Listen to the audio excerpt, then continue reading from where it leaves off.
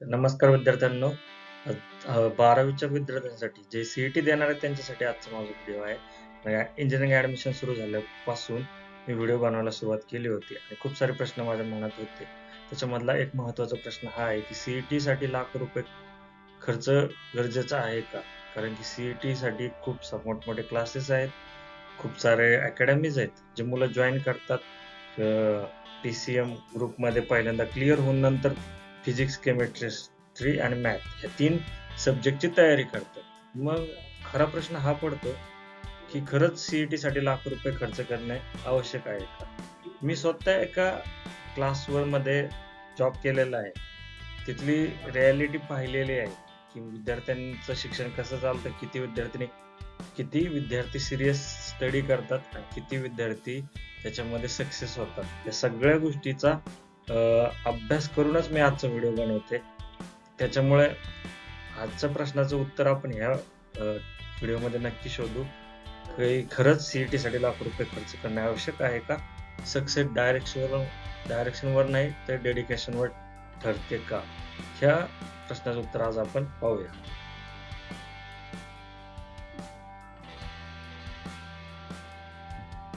खरं तर सी म्हणजे काय हे सुरुवातीला समजून घ्या. सी हा स्टेट बोर्ड सिलेबसवर आधारित एम-सी-क्यू एक्झाम आहे. लक्षात घ्या, इथे तुम्हाला कोणताही पेपर लिहायचा नाही, थिअरी पेपर द्यायचा नाही, तर तुम्हाला मल्टिपल चॉईस क्वेश्चनवर आधारित ही एक्झाम आहे.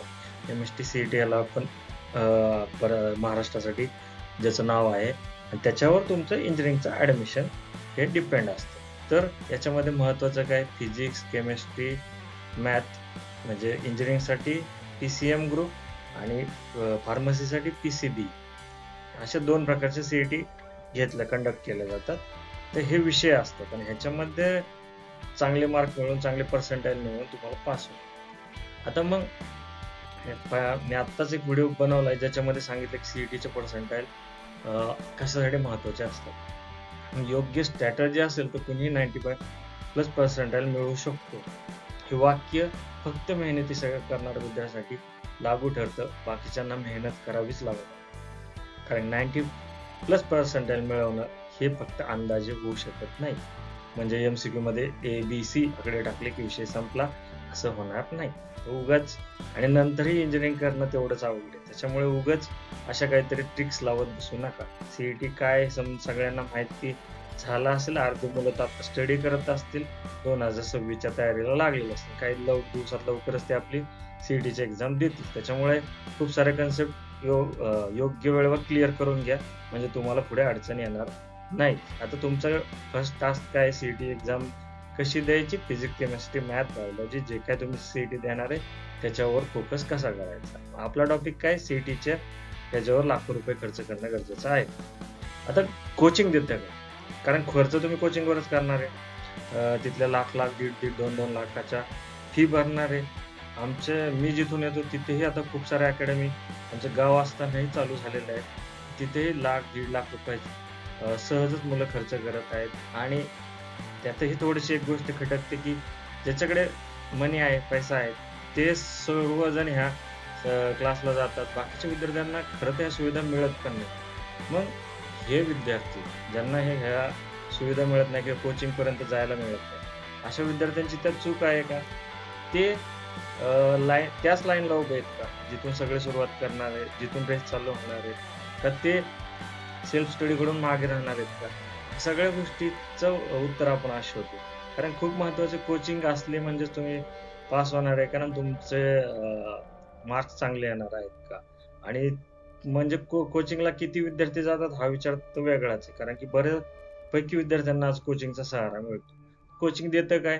एक रेडीमेड प्लॅन देतं, की तुम्हाला त्यात सगळं काही त्यांनी प्लॅनिंगनुसार करून ठेवलेलं. तुमचे क्लास ठरलेले असतात, तुमचे एक्झाम ठरलेल्या असतात, डेली टेस्ट ठरलेल्या असतात, तुमचे डाउट सॉल्व्हिंगचे सेशन ठरलेले असतात. तिथे एक एन्व्हायर्नमेंट तयार केलं जातं, एक सीरियसनेस तयार केला जातो. उद्या सी-ई-टीचं कॉम्पिटिशन नंतर इंजिनिअरिंगला ॲडमिशन घेण्यासाठी असणारी गर्दी, सगळ्या गोष्टीचं प्रिपरेशन माइंडसेट तुमचा तिथं तयार केला जातो. एवढं असूनही विद्यार्थी सीरियस होत नाहीत. ही पण एक रिॲलिटी थोडंसं बघण्यासारखीच आहे. पण का? तर डिसिप्लिन आणि कन्सिस्टन्सी शिवाय हे सगळं निरुपयोगी ठरतं. कारण की कोचिंग सेंटरमध्ये कितीतरी विद्यार्थी शिकत असतात. सगळ्या विद्यार्थ्यांचा हेतू एकच नसतो. काही विद्यार्थी इंटरेस्टने तिथे आलेले असतात. काही विद्यार्थ्यांना घरच्यांच्या दबावाखाली आलेले असतात. प्रेशर असतं. बऱ्याच साऱ्या गोष्टी असतात.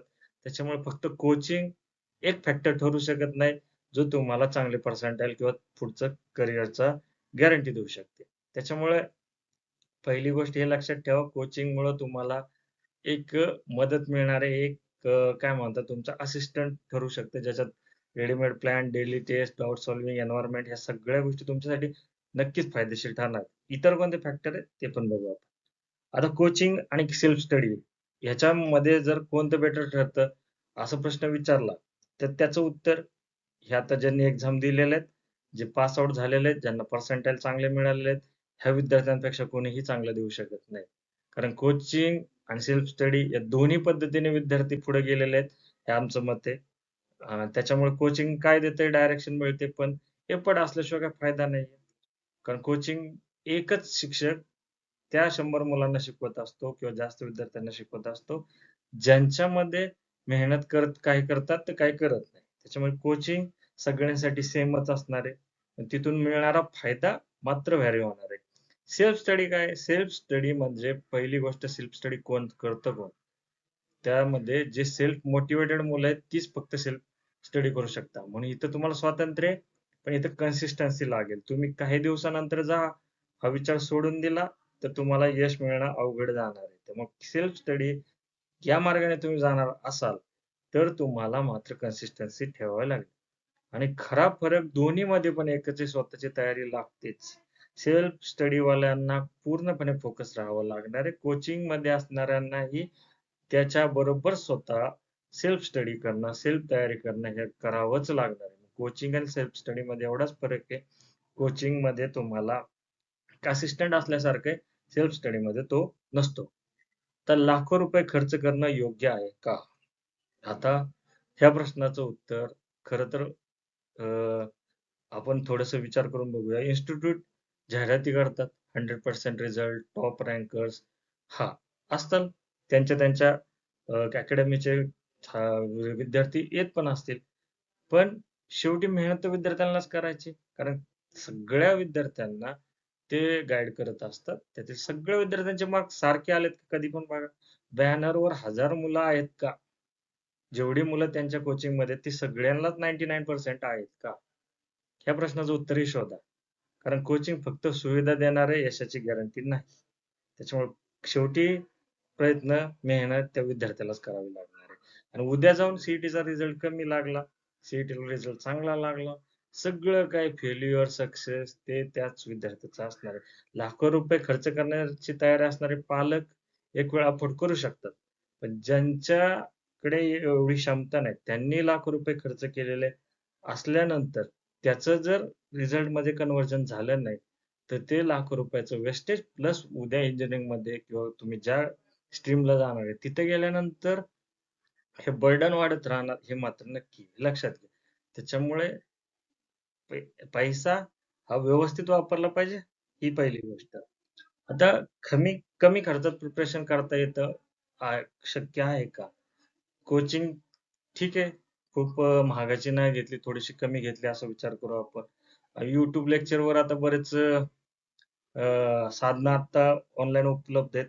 त्याच्यानुसार जर तुम्ही त्या अकॅडमीज वगैरे त्यांचे व्हिडिओज पाहत असाल तर व्हेरी गुड. तेही तुमच्यासाठी एक मार्गदर्शक ठरत आहेत. त्याचबरोबर काही Telegramवर नोट्स मिळतात, मॉक टेस्ट असतात. त्याही तुम्ही सॉल्व्ह करू शकतात. त्याच्यानंतर Google फॉर्म क्विजेस असतात. तुम्ही नेटवर गेले तर तसे पण मिळू शकतात. हे 3-4 गोष्टी आहेत. YouTube lecture, Telegram, Google form किंवा Google फॉर्म क्विजेस आणि ChatGPT जिथे तुम्हाला प्रत्येक प्रश्नाचं उत्तर मिळून जाईल. हे सगळ्या गोष्टीचं मदत तुम्हाला नक्की होऊ शकते. मग तुम्ही ठरवू शकता, की आपल्याला लाखो रुपये खर्च करायचा आहे, की सेल्फ स्टडी प्लस हे जे आत्ताचं आर्टिफिशियल इंटेलिजन्स टूल असतील, YouTube असेल, Telegram असतील याची मदत घेऊन कसं करायचं. शेवटी निर्णय तुमचाच असणार आहे. आम्ही फक्त एक गाईडन्स देऊ शकतो. कोचिंग कधी घ्यावी? आता कोचिंग कधी घ्यावी? आता काही जण तर 11वीच्या शेवटच्या किंवा 11वी-12वी दोन्ही मिळून कोचिंगला सुरुवात करतात. अकॅडमिकमध्येच आपलं करिअरची सुरुवात करतात. आता हे पालकांनी किंवा सगळ्यांनी ऍक्सेप्टच केलेलं आहे की कोचिंगची गरजच आहे. पण आमचं मत किंवा एक आयडियल मत काय असू शकतं, डायरेक्शन हरवते तेव्हा कोचिंग घ्या. ज्यावेळेस मुलगा स्वतःच्या बेसिसवर करू शकत नसेल, त्यावेळेस कोचिंग घेणं गरजेचं आहे. डाऊट क्लिअर करायला कोणी नसेल तेव्हा. आता हे एक खूप महत्त्वाचा मुद्दा आहे. कॉलेजमध्ये डाउट्स पूर्ण होत नसतील किंवा त्या विद्यार्थ्याला स्पेशली काही समजत नसेल, तर त्यावेळेस कोचिंगची गरज आहे. आणि कोचिंग नाही घेतली, स्वतः करायला तयार असेल तर खूप चांगली गोष्ट आहे. सेल्फ स्टडी डिसिप्लिन कमी असेल तेव्हा.